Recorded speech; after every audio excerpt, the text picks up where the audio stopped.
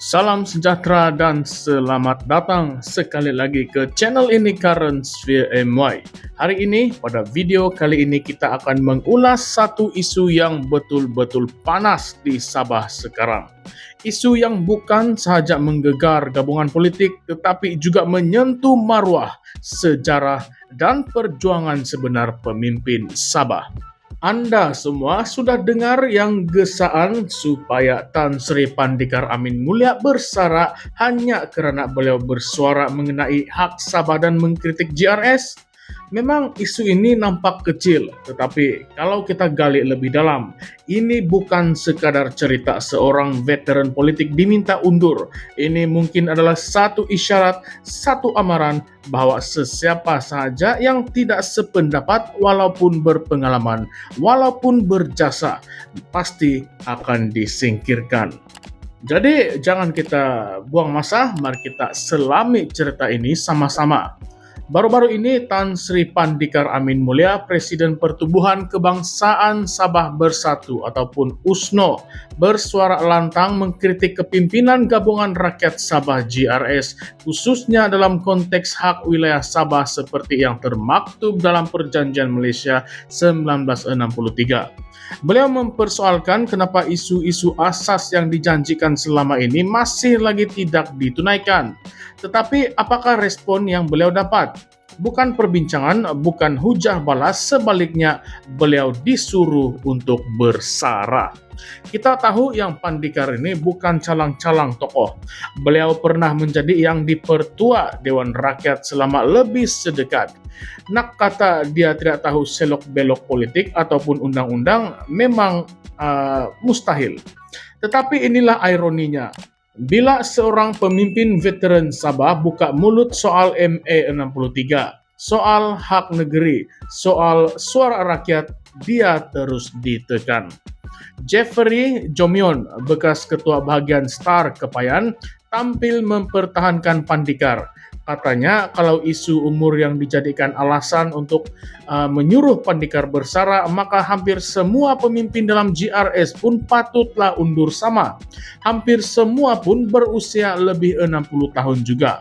Jadi kenapa Pandikar saja yang menjadi sasaran?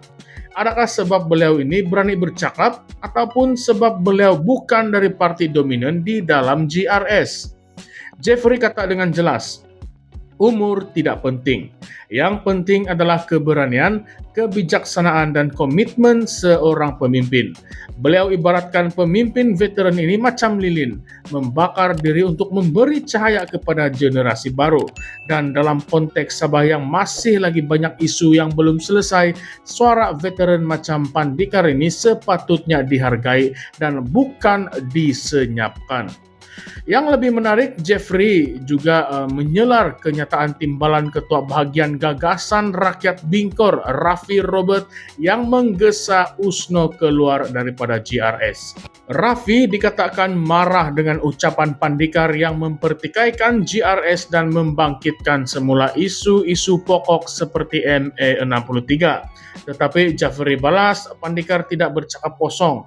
Dia bukan budak baru yang baru mau belajar politik. Dia bercakap berdasarkan fakta.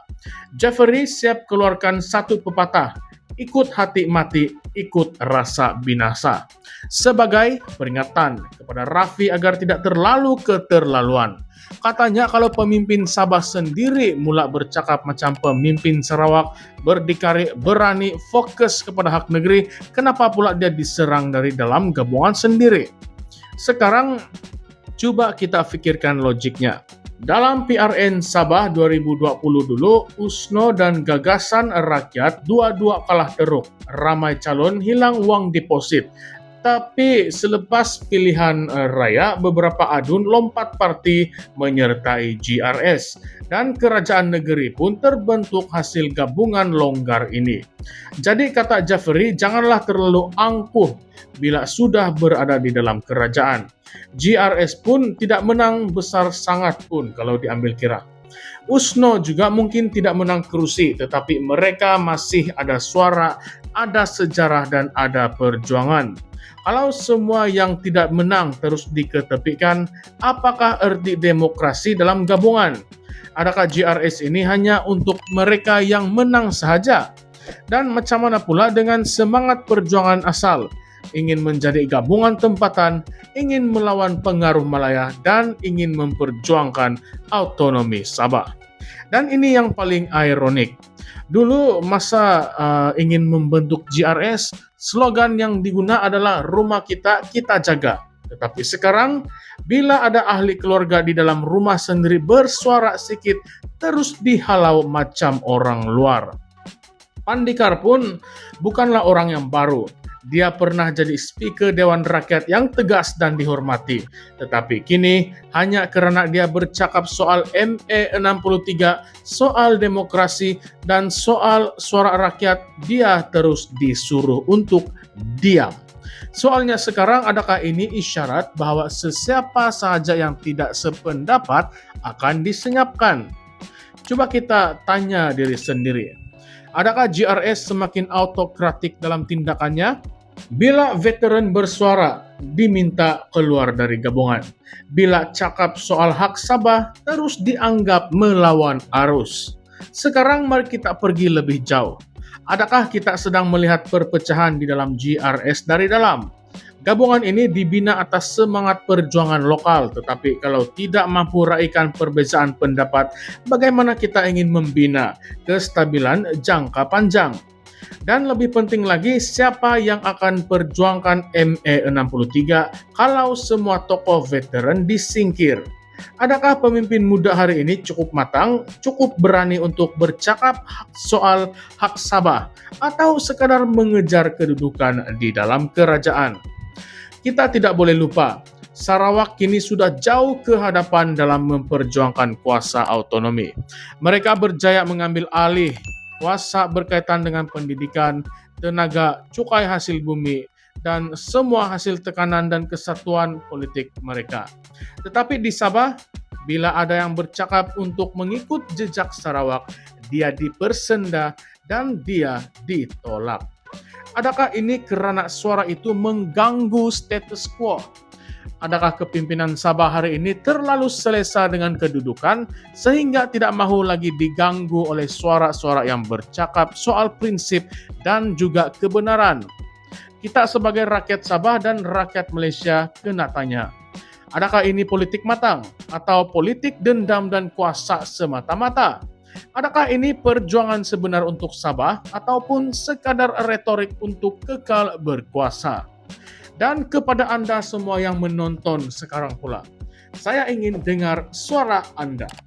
Adakah Tan Sri Pandikar Amin Mulia patut bersara hanya kerana beliau berani bercakap soal ME63 dan hak negeri? Atau adakah pemimpin muda GRS hari ini terlalu cepat melatah dan terlalu gelojoh dalam menilai tokoh-tokoh lama yang sudah lama berjuang? Adakah GRS sedang menuju ke arah kestabilan atau kehancuran dalaman? Coba tinggalkan pendapat Anda, ulaskan pendapat serta pandangan Anda di ruangan komen di bawah. Kita ingin lihat sejauh mana rakyat Sabah dan Malaysia sedang sedar tentang permainan kuasa di sebalik tabir.